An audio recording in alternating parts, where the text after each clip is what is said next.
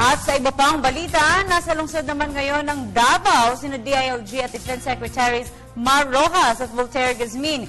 Ito upang makipagpulong sa Eastern Mindanao Command ukol pa rin sa seguridad sa lugar. Ang detalye sa ulat ni Peng Alinio ng Radyo ng Davao. Magandang hapon sa iyo, Peng. Magandang hapon, Princess. Isang pagpupulong ang naganap sa Eastern Mindanao Commander East Mincom kaninang umaga.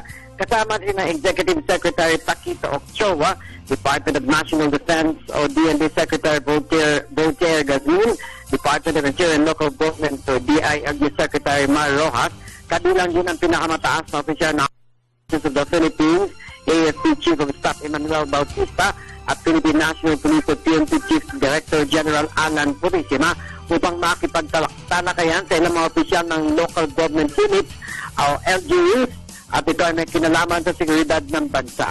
Ayon kay 10th Infantry Division Commanding General Major General Ariel Bernardo, naisaan niya itong regular na pagpupulong sa mga opisyal sa dagang riyo ng bansa para lamang sa paglalatag ng mga kaganapan may kinalaman ng seguridad sa iba't ibang panig ng Mindanao. Natapos na ang kanilang pagpupulong sa Cotabato City at Zamboanga City at susunod na ang Cagayan de Oro matapos ang Davao City.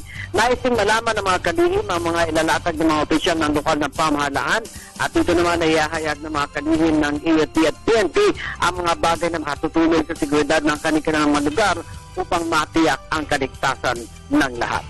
Para sa PBS o para sa Telebisyon ng Bayan, tayo ng Radyo ng Bayan, Davao. Maraming salamat sa iyo, Peng.